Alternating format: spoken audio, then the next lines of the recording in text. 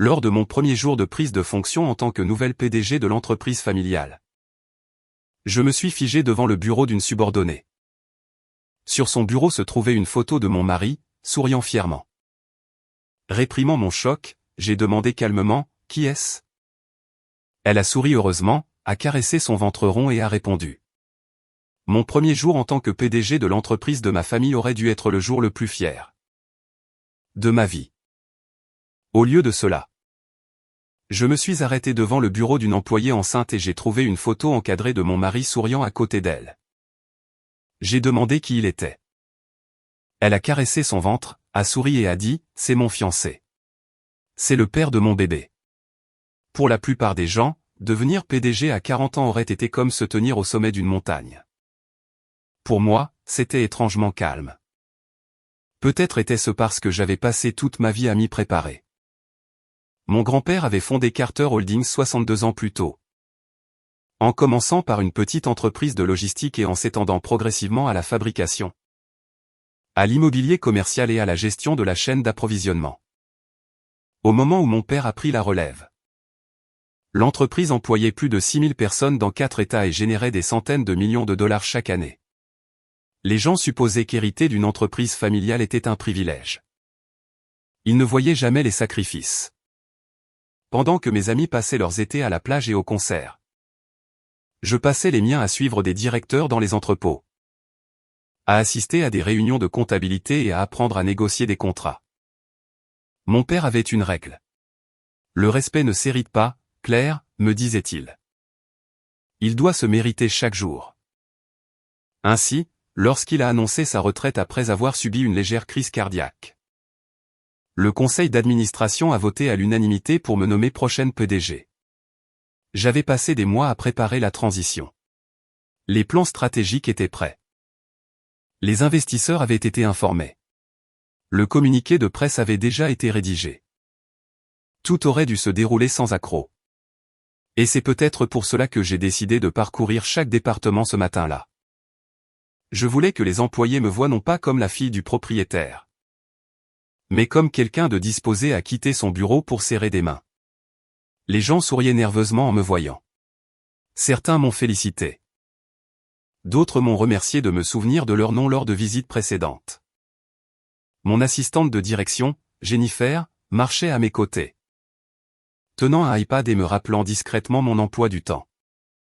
Réunion du conseil à 10:00, entretien avec Bloomberg à midi. Réunion de planification de la réception à 15:00. J'ai hoché la tête. Jusqu'ici, tout va bien. Elle a souri.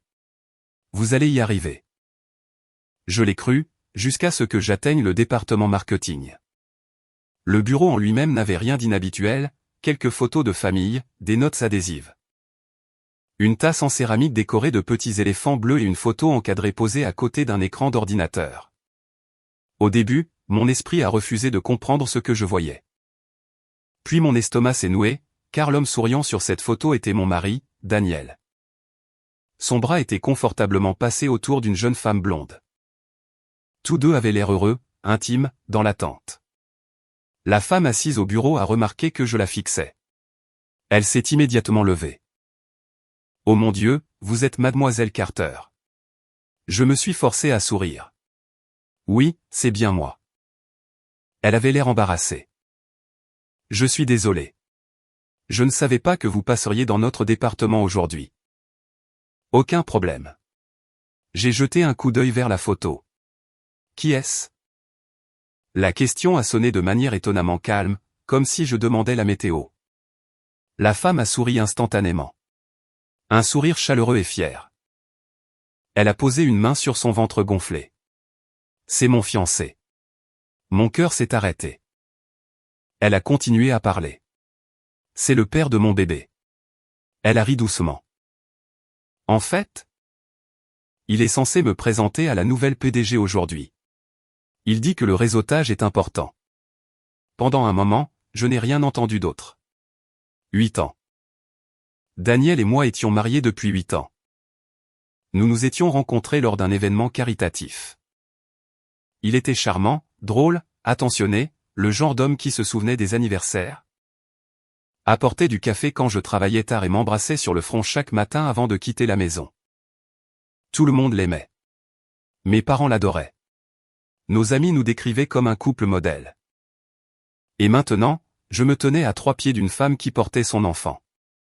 Elle a penché la tête. Est-ce que ça va? J'ai dégluti difficilement, puis j'ai souri. Bien sûr. Félicitations. À cet instant précis, Jennifer est apparue à mes côtés. Bonjour, mademoiselle Carter. Le conseil d'administration attend. L'expression de la jeune femme a changé instantanément, confusion, reconnaissance, peur. Elle m'a regardé, puis Jennifer, puis de nouveau moi. Vous? Jennifer a hoché la tête poliment. Voici Claire Carter, notre nouvelle PDG. La couleur a quitté le visage de la femme. Elle a ouvert la bouche, l'a refermée, puis a murmuré « Oh ». Je me suis senti désolé pour elle. Curieusement, je me sentais plus désolé pour elle que pour moi-même. Car quoi qu'elle ait cru à propos de Daniel, elle le croyait de toute évidence complètement. J'ai doucement touché son bras. Ne vous inquiétez pas, vous n'avez pas d'ennui. Puis je suis parti. Mes jambes semblaient étrangement engourdies. Jennifer est restée silencieuse jusqu'à ce que nous atteignions l'ascenseur. Ce n'est qu'après la fermeture des portes qu'elle a parlé. Claire. J'ai regardé mon reflet dans le mur en miroir. J'ai besoin que tu fasses 3 choses. Elle a immédiatement ouvert ses notes. D'accord. Premièrement, demande aux ressources humaines le dossier personnel de cet employé. Personne d'autre ne le voit. Juste moi. Jennifer a hoché la tête. Deuxièmement, préserve toutes les images de sécurité d'aujourd'hui. En particulier celles de l'étage du marketing. Stocke des copies avec le service juridique. Personne ne supprime rien. Elle a hésité. Est-ce personnel ou professionnel? Je l'ai regardé. Pour l'instant, je ne sais pas. Elle a tapé tranquillement. Et troisièmement, j'ai inspiré lentement. Appelle notre directeur juridique. Dis-lui que j'ai besoin d'une confidentialité totale. Pas de discussion. Pas de rumeurs, pas de suppositions, seulement des faits. Jennifer a étudié mon visage pendant plusieurs secondes. Puis elle a simplement dit, c'est fait. La réunion du conseil a commencé 10 minutes plus tard. J'ai livré ma présentation sans faille. J'ai discuté des plans d'expansion, des améliorations opérationnelles. Des stratégies d'investissement à long terme. Les administrateurs ont applaudi. Les actionnaires m'ont félicité. Un membre du conseil a même plaisanté en disant que je semblais plus calme que mon père ne l'avait jamais été. J'ai souri, je l'ai remercié, j'ai accepté chaque compliment, et pendant tout ce temps, une seule question ne cessait de se répéter dans mon esprit. Combien de mensonges Daniel avait-il raconté? Était-elle vraiment sa fiancée? Savait-elle qu'il était marié? Depuis combien de temps cela durait-il? Avait-il utilisé notre argent? Lui avait-il promis des choses qu'il ne pouvait pas se permettre? Portait-elle son enfant? Ou y avait-il quelque chose d'encore pire qui se cachait sous tout cela? Au moment où la réunion s'est terminée, j'avais déjà pris une décision. Je n'allais pas rentrer à la maison en hurlant. Je n'allais pas jeter de vaisselle. Je n'allais pas le confronter sans preuve. Parce que la colère détruit les opportunités. L'effet crée des conséquences. Et avant de faire le moindre mouvement, j'avais l'intention de savoir exactement qui était vraiment mon mari. Même si la vérité détruisait tout ce que je pensais savoir sur ma propre vie. J'ai à peine dormi cette nuit-là. Daniel est rentré vers 19h avec des plats à emporter de mon restaurant italien préféré. Souriant comme si rien au monde n'avait changé. Comment s'est passée ta grande journée? A-t-il demandé en posant les boîtes sur le comptoir de la cuisine. Réussi, ai-je dit. Il a desserré sa cravate et s'est approché pour m'embrasser sur la joue. Je suis fier de toi. Les mots auraient dû me réconforter. Au lieu de cela, je me suis demandé combien d'autres femmes avaient entendu cette même voix. Ce même ton doux, cette même affection soigneusement répétée. Il a bavardé pendant le dîner d'une opportunité d'investissement potentiel. s'est plaint de la circulation en ville et m'a demandé si je voulais passer le week-end dans notre maison au bord du lac. J'ai répondu poliment. J'ai même souri une ou deux fois. S'il a remarqué quelque chose d'inhabituel, il ne l'a pas mentionné. Et cela m'a appris quelque chose d'important. Daniel n'était pas inquiet. Quelle que soit la vie qu'il avait construite en dehors de notre mariage, il la croyait en sécurité. Le lendemain matin, les ressources humaines ont livré le dossier de l'employé. Son nom était Emily Harper, 29 ans, licence en marketing. Employé par Carter Holdings depuis 11 mois. Excellentes évaluations de performance. Aucun problème disciplinaire. Les informations de contact d'urgence ne mentionnaient que sa sœur aînée. Pas de conjoint. Pas de fiancé. Aucun membre de la famille travaillant pour l'entreprise. Jennifer se tenait à l'entrée de mon bureau. Elle pense qu'elle va être licenciée. Bien sûr qu'elle le pense. Voulez-vous toujours que je la fasse venir? Oui. Mais Jennifer, dis-lui qu'elle n'a pas d'ennui. Jennifer a hoché la tête. 20 minutes plus tard, Emily est entrée dans mon bureau, l'air pâle et épuisé. Elle portait une simple robe de maternité bleu marine et tenait ses mains de manière protectrice sur son ventre. Je suis désolé si j'ai enfreint la politique de l'entreprise, a-t-elle lâché immédiatement. Je ne savais pas qu'il y avait des règles sur les photos personnelles. Il n'y en a pas. J'ai fait un geste vers la chaise en face de mon bureau. Veuillez vous asseoir. Elle a hésité, puis s'est lentement assise. J'ai versé 2 tasses de thé, à la camomille.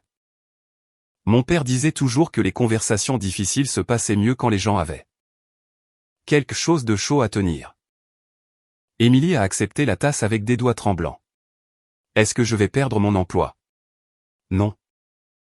Mes avantages sociaux vont-ils être annulés? Non. Puis je me suis penché en arrière. Quand avez-vous rencontré Daniel? Elle a froncé les sourcils. Vous connaissez son nom? Oui. Quand l'avez-vous rencontré? Emily avait l'air confuse mais a répondu honnêtement. Il y a environ 18 mois. Dans un café. Il a renversé sa boisson sur mon ordinateur portable. Il a payé les réparations. Puis il m'a invité à dîner. Et il vous a dit qu'il était célibataire. Il m'a dit qu'il était divorcé. Elle l'a dit si naturellement que je l'ai presque cru. Il a dit que le mariage s'était terminé il y a des années. Il a dit qu'il restait ami pour des raisons financières. Je suis restée silencieuse. Elle a continué à parler. Il m'a montré des photos de son appartement. Il m'a présenté à des amis. Il m'a donné ça. Emily a ouvert son sac à main et en a sorti un écrin. À l'intérieur se trouvait une magnifique bague en diamant. Il m'a demandé en mariage il y a 7 mois. Il a pleuré. Il a dit qu'il n'avait jamais aimé personne comme il m'aimait. J'ai dégluti difficilement. Daniel m'avait demandé en mariage de manière presque identique. Au coucher du soleil sur la terrasse d'un restaurant sur le toit, les larmes aux yeux. Comme s'il avait copié-collé des moments d'une relation à l'autre. Assistait-il au rendez-vous chez le médecin, ai-je demandé. À tous. Il sait que les jumeaux sont des garçons. Il a choisi des prénoms. Quels prénoms? Michael et Samuel. Je l'ai regardé fixement. Daniel et moi avions discuté de ces prénoms des années auparavant. À l'époque où nous parlions encore d'avoir des enfants un jour. Emily a souri faiblement. Il était si excité. Il voulait des berceaux assortis. Il a déjà commencé un fonds pour l'heure. Étude. Puis elle a sorti son téléphone. Je peux vous montrer. Pendant près d'1 heure, elle a ouvert fichier après fichier. Des photos, des vidéos, des messages, des centaines. Daniel lui embrassant le front. Daniel assemblant des meubles pour bébé. Daniel caressant son ventre. Daniel souriant pendant les échographies. Des SMS envoyés chaque matin. Bonjour, ma belle. Mange quelque chose de sain aujourd'hui. Comment vont mes garçons? Je t'aime. Emily a ouvert un autre dossier. Il envoie de l'argent tous les mois.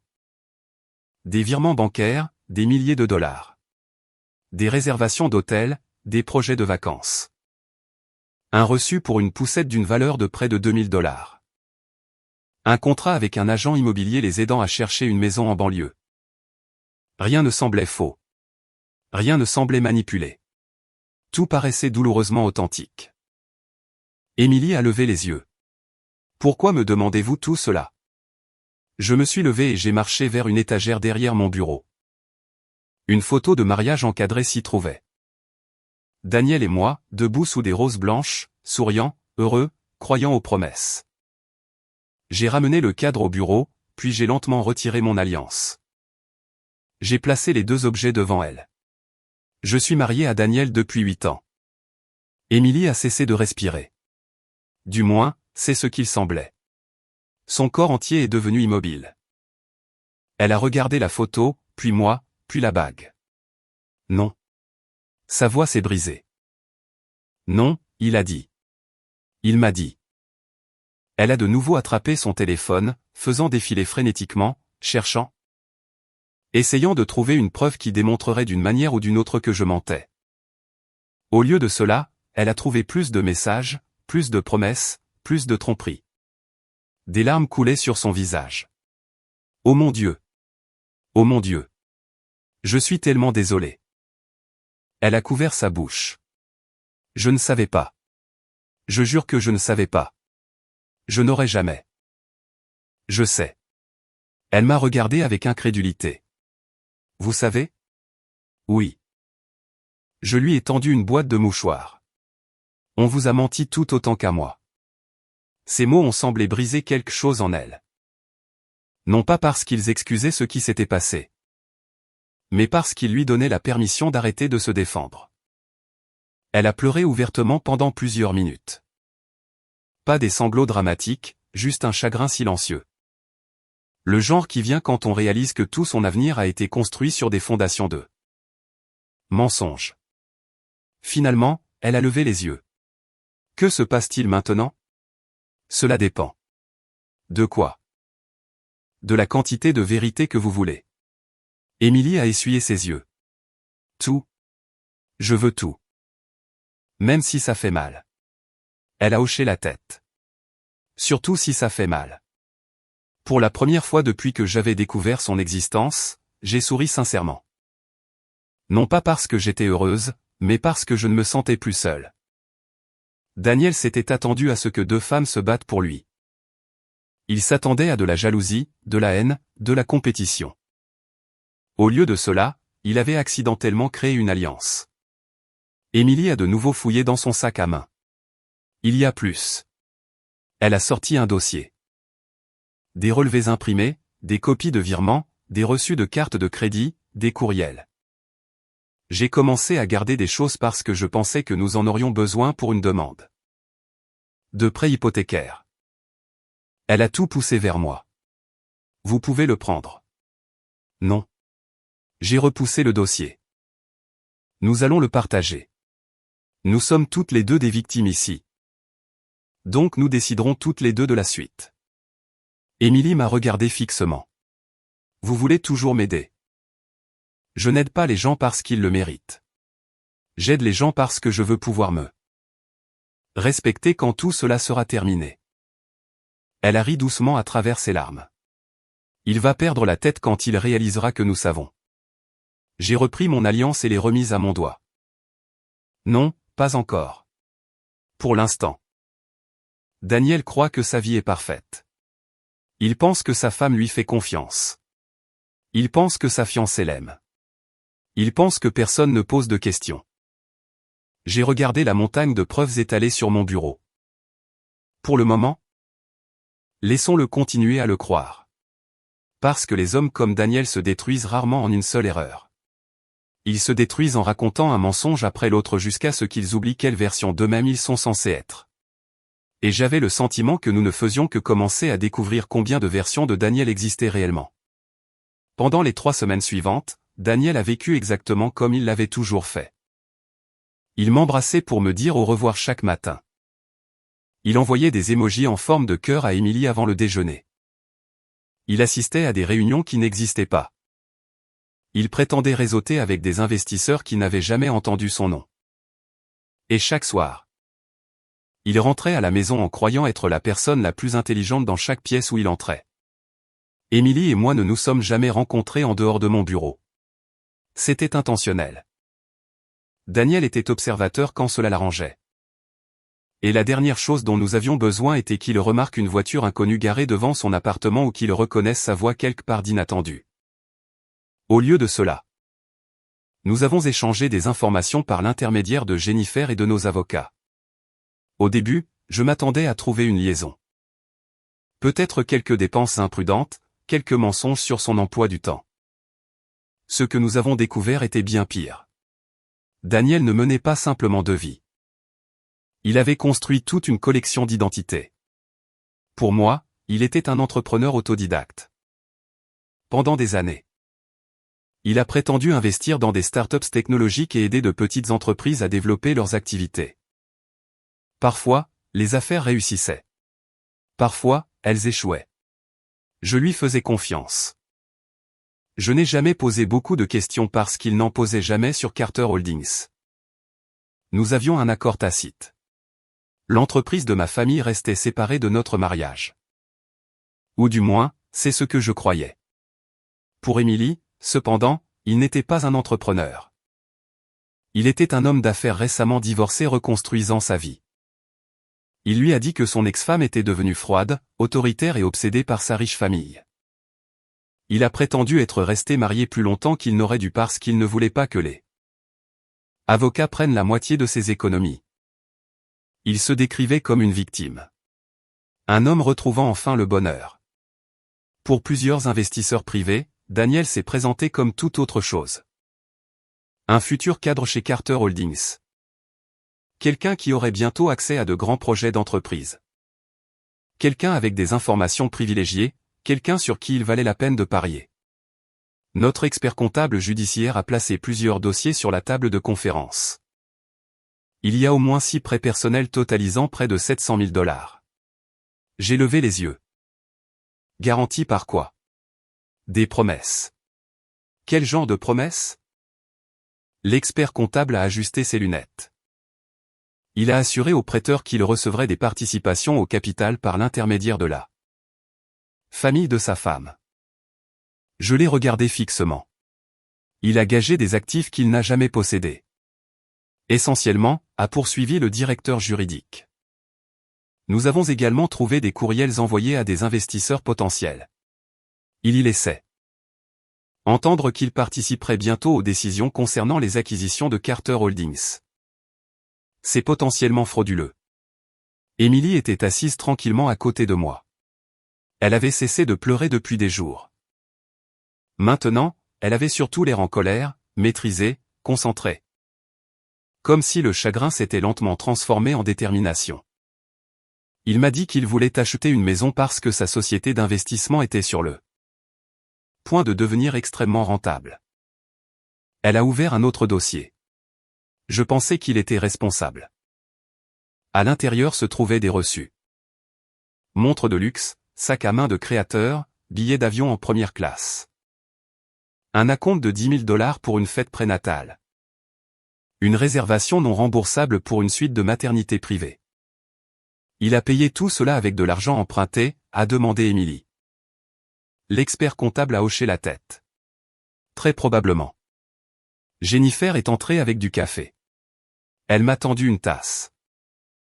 Vous devriez probablement voir ça aussi. Elle a placé plusieurs photos imprimées sur la table. Daniel dans un restaurant. Daniel rencontrant 2 hommes. Daniel serrant des mains.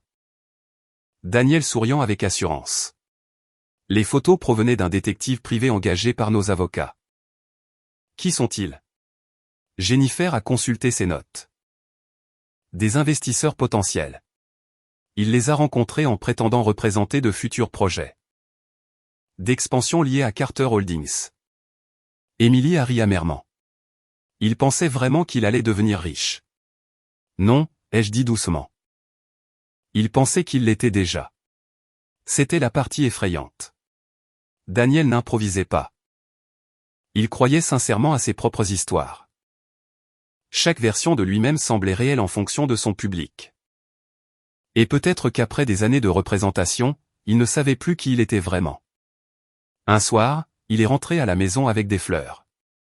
Des tulipes jaunes, mes préférées. Il m'a trouvé en train de lire dans le salon. J'ai réfléchi, a-t-il dit. À quoi?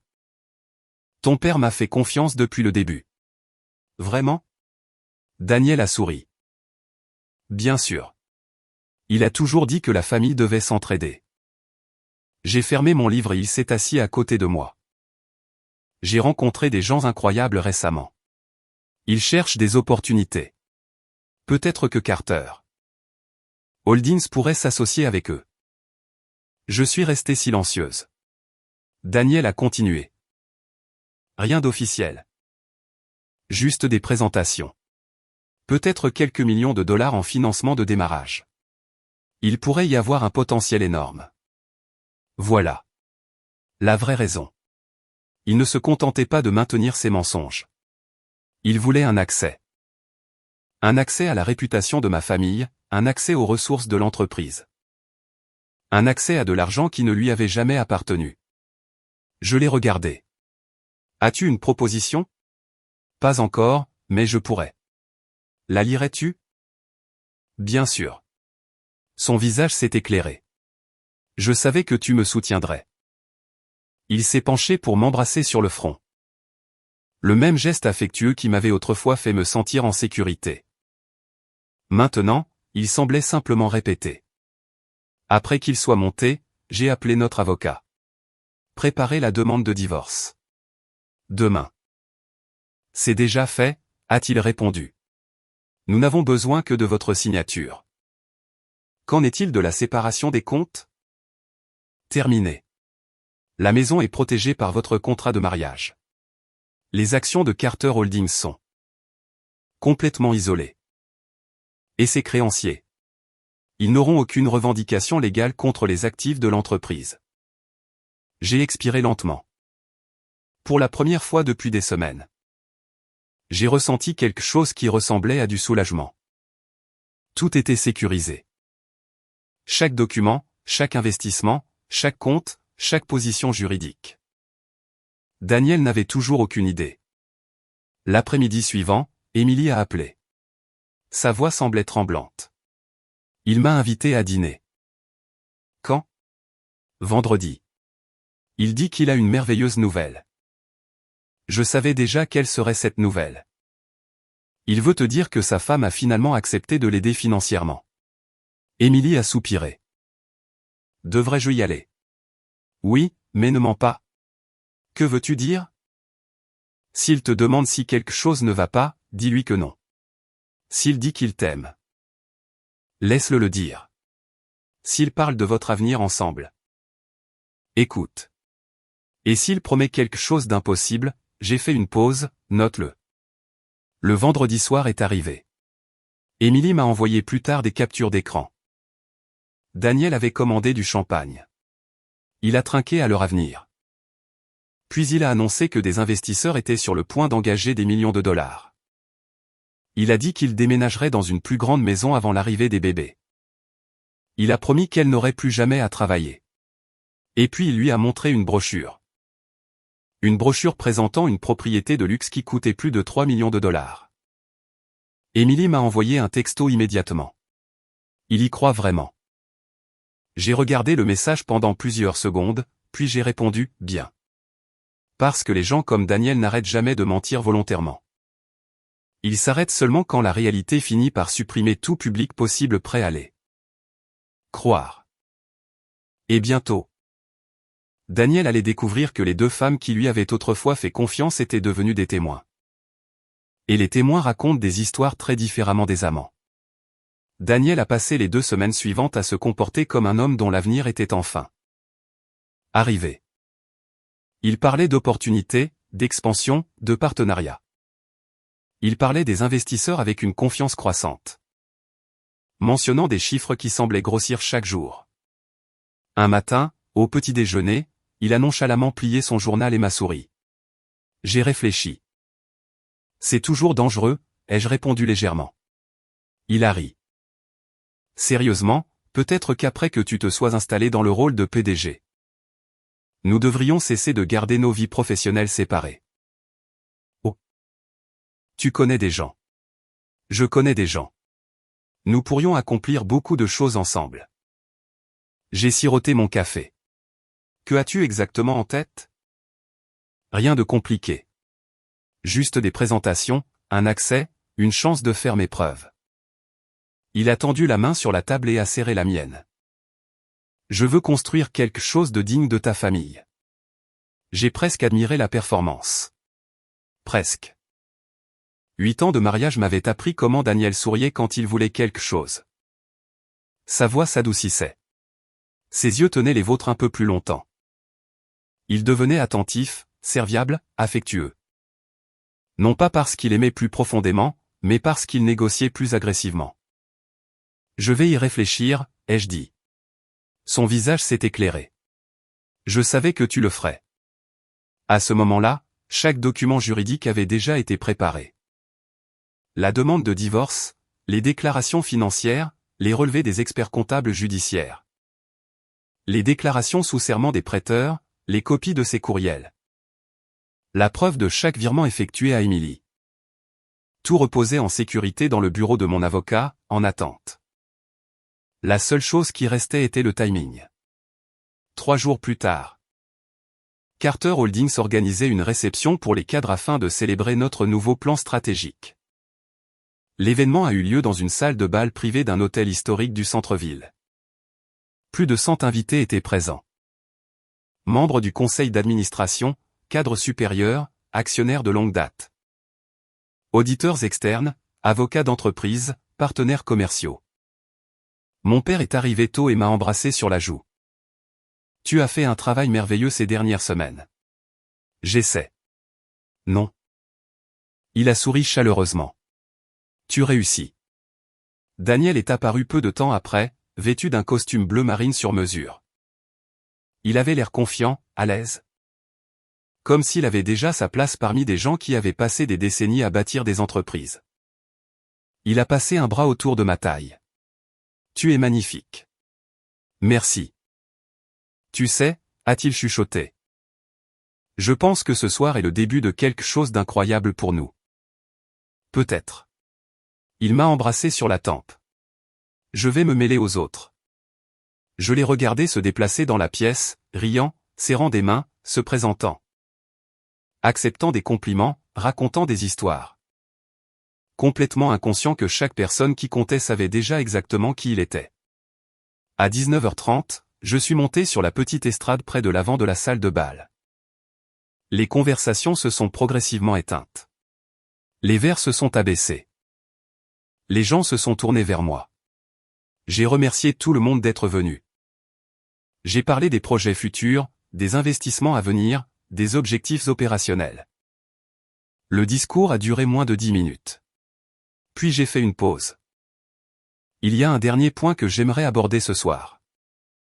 Daniel a levé les yeux de sa conversation, toujours souriant. Carter Holdings a toujours valorisé l'intégrité. Nous attendons de l'honnêteté de la part de nos employés, de nos cadres, de nos partenaires et des personnes qui représentent publiquement cette entreprise. Plusieurs membres du conseil ont échangé des regards. Daniel s'est légèrement déplacé. J'ai continué. Malheureusement, j'ai récemment découvert un comportement qui entre en conflit avec ses valeurs. Il a froncé les sourcils. Peut-être supposait-il que je parlais d'un autre employé, d'un sous-traitant, d'un concurrent. De n'importe quoi sauf de lui. J'ai fait un signe de tête vers l'entrée de la salle de bal. Jennifer. Les portes se sont ouvertes. Émilie est entrée. Elle portait une simple robe de maternité noire. Pas de bijoux à part sa bague de fiançailles. Pas de maquillage à part un peu de mascara. Elle avait l'air nerveuse, mais déterminée.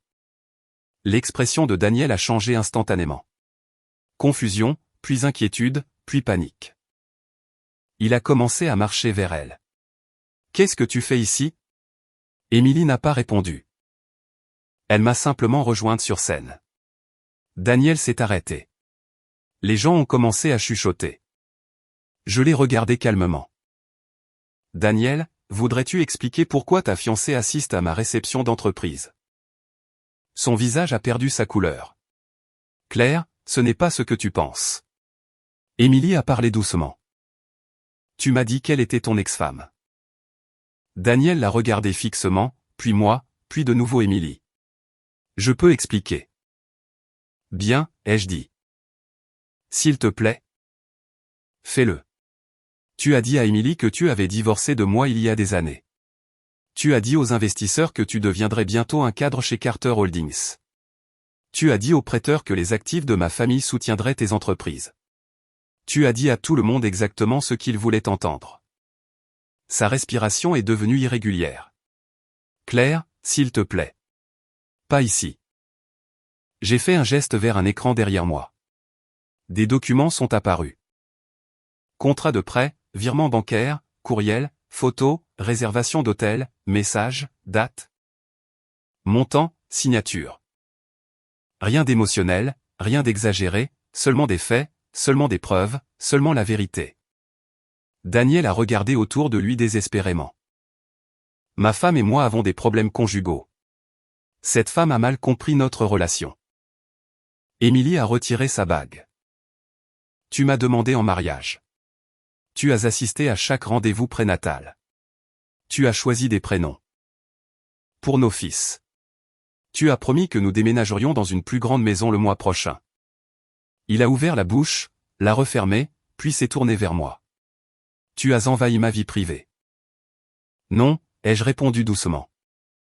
Tu as renoncé à ta vie privée lorsque tu as utilisé la fraude pour construire ton fantasme. Le directeur juridique s'est avancé. Plusieurs prêteurs aussi. L'un des investisseurs s'est levé. Vous m'avez dit que Carter Holdings garantissait vos projets. Un autre homme a levé la main. Vous avez dit que votre femme approuvait vos plans d'expansion. Une troisième personne a parlé. Vous m'avez emprunté 75 000 $. Daniel avait l'air piégé, comme un homme réalisant que chaque issue avait disparu. Puis il a essayé sa dernière stratégie. Il s'est approché de moi, les larmes aux yeux. Claire? J'ai fait des erreurs. J'avais peur. Je ne savais pas comment le dire à qui que ce soit. Mais je t'aime. La pièce est devenue silencieuse. Je l'ai regardé un long moment. Puis j'ai placé notre certificat de mariage sur la table à côté des photos de fiançailles d'Émilie.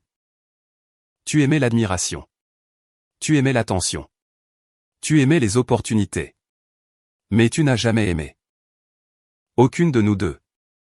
Un avocat s'est approché. Monsieur Reynolds, vous avez reçu une assignation.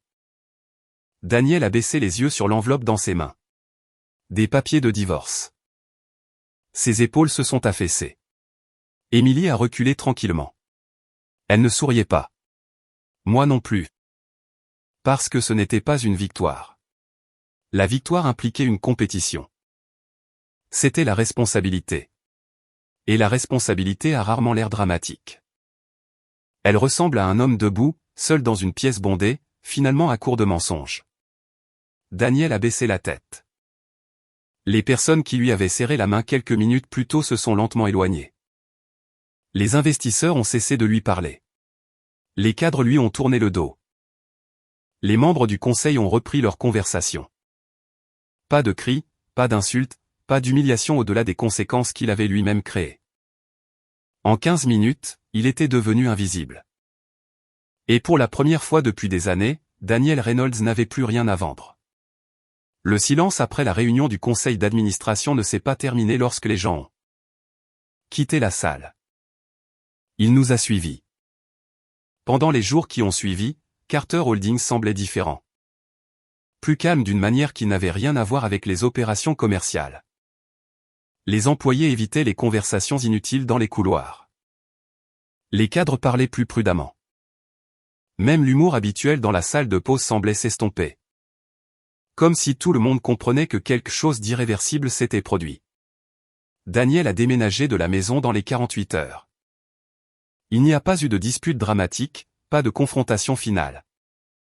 Juste un camion de déménagement qui est arrivé tôt le matin alors que j'étais déjà au bureau. Jennifer m'a informé avec sa précision calme habituelle. Il n'a pris que des effets personnels, a-t-elle dit. Aucun bien de l'entreprise. Aucun compte commun n'a été touché. J'ai hoché la tête. A-t-il dit quelque chose? Elle a hésité. Seulement qu'il voulait vous parler avant de partir, et vous étiez déjà en réunion. C'était la fin.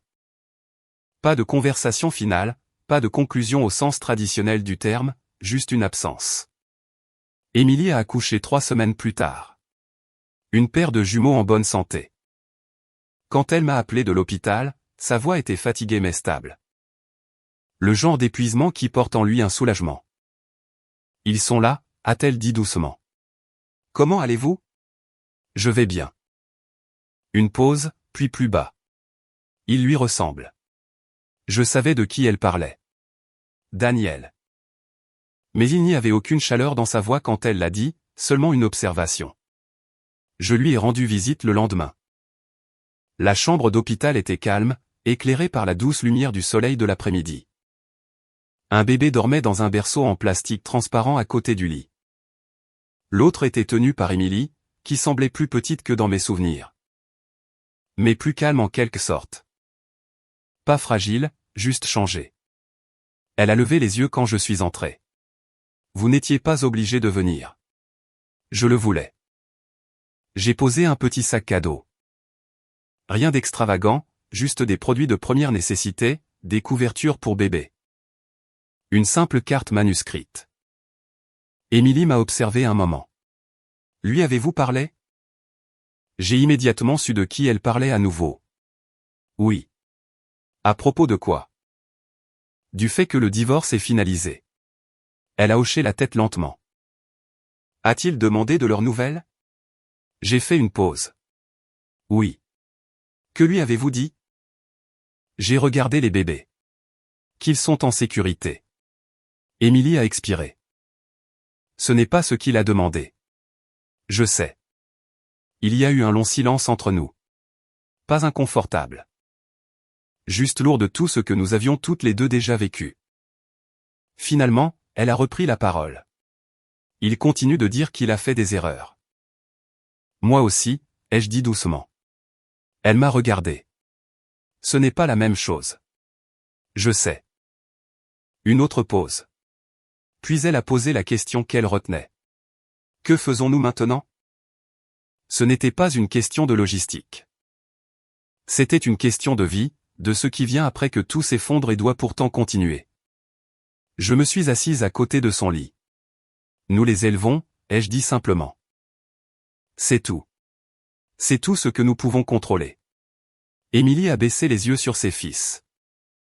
L'un d'eux a légèrement bougé dans ses bras, émettant un petit son avant de se calmer à nouveau. Je ne veux pas qu'il grandisse en pensant que l'amour ressemble à ce qu'il a fait. A-t-elle dit. Ce ne sera pas le cas, ai-je répondu. Parce que nous ne leur apprendrons pas cela. Elle a hoché la tête lentement. Et lui?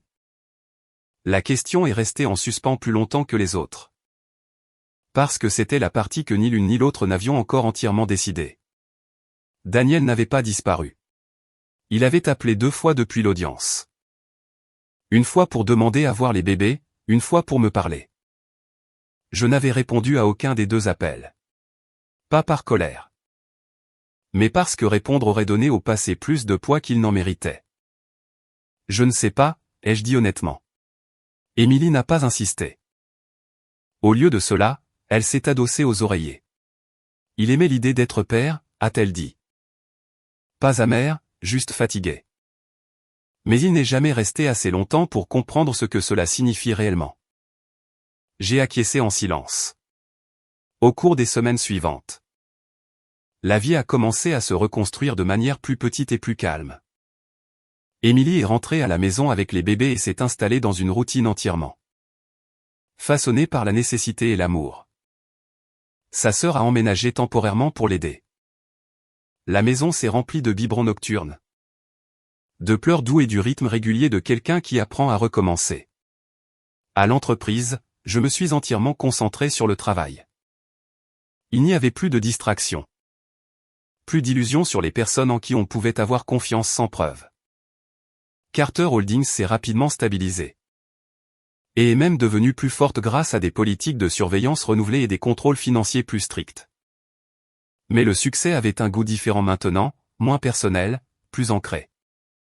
Un soir, des mois plus tard, Daniel a de nouveau appelé. Cette fois, j'ai répondu.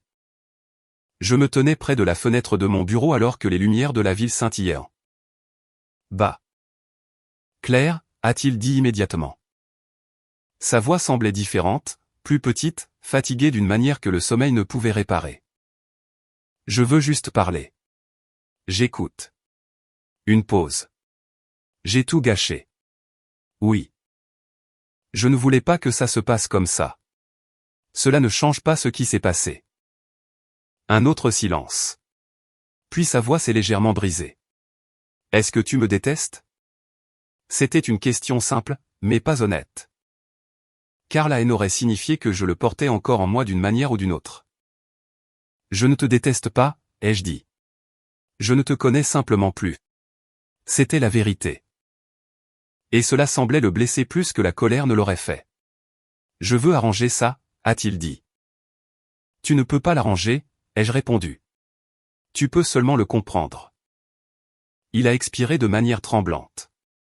Puis-je les voir? J'ai pensé à Émilie, à la chambre d'hôpital, à la façon dont elle avait regardé ses fils. Décidant déjà dans quel genre de monde ils grandiraient. Ils ne font pas partie de ta vie en ce moment, ai-je dit. Une longue pause a suivi, puis doucement. J'étais leur père. Tu étais quelqu'un qui a menti en prétendant l'être. Silence à nouveau, cette fois plus long. Quand il a repris la parole, sa voix était à peine audible. Je t'aimais. J'ai fermé les yeux. Je sais. Et pour la première fois, j'ai cru qu'il l'avait peut-être pensé. De la seule manière qu'il connaissait. Mais l'amour sans vérité n'est qu'une autre forme de dommage. J'espère que tu iras mieux, ai-je dit doucement. Pas pour moi, pour toi. Puis j'ai mis fin à l'appel. Pas de manière dramatique, juste calmement. Comme si je fermais un chapitre qui n'avait plus besoin d'être lu. Des mois plus tard, Émilie et moi nous sommes retrouvés pour un café. Les jumeaux étaient avec sa sœur cet après-midi-là, lui offrant une rare heure de silence. Elle avait l'air en meilleure santé, plus forte. Pas complètement guérie car la guérison n'est pas une destination, mais une direction. Elle a souri en me voyant. Ils dorment presque toute la nuit maintenant, a-t-elle dit. C'est une bonne chose. Il rit parfois. Déjà? Elle a hoché la tête. Ça m'a surprise aussi. Nous nous sommes assises dans un silence confortable pendant un moment. Puis elle a dit, penses-tu parfois à lui? J'ai réfléchi attentivement à la question. Pas comme avant. Et maintenant? Seulement quand je dois me souvenir pourquoi les choses ont changé. Émilie a hoché la tête. C'est suffisant. Dehors, la ville avançait comme elle l'avait toujours fait, imperturbable, sans excuse. Inconsciente des petites guerres personnelles qui s'étaient tranquillement terminées en son sein. Et pour la première fois depuis ce matin au département marketing. J'ai réalisé quelque chose d'important. Ce qui est arrivé à Daniel n'était pas une vengeance. C'était une conséquence. Et la conséquence, contrairement à la vengeance, n'a pas besoin de colère pour exister. Seulement de vérité. Je pensais que la vengeance ressemblerait à une victoire, à voir quelqu'un tomber. Mais ce que j'ai appris à la place était plus simple. On ne regagne pas sa vie en détruisant celle de quelqu'un d'autre. On la gagne en refusant de vivre plus longtemps dans ses mensonges. Daniel a tout perdu parce qu'il a construit sa vie sur la tromperie. Émilie et moi n'avons rien perdu de ce qui était réel. Et lentement, prudemment, nous avons construit quelque chose qu'il était enfin. Si cette histoire vous a fait réfléchir différemment sur la vérité, la confiance ou les conséquences des vies cachées, j'aimerais connaître vos pensées. Avez-vous déjà été témoin d'une situation où tout a changé une fois que la vérité a finalement éclaté? N'hésitez pas à partager votre point de vue dans les commentaires. Et si vous aimez les histoires comme celle-ci, pensez à vous abonner pour plus de drames inspirés de la vie réelle et riches en émotions. Merci de votre écoute. Cette histoire est entièrement fictive et destinée uniquement à des fins de divertissement et d'éducation.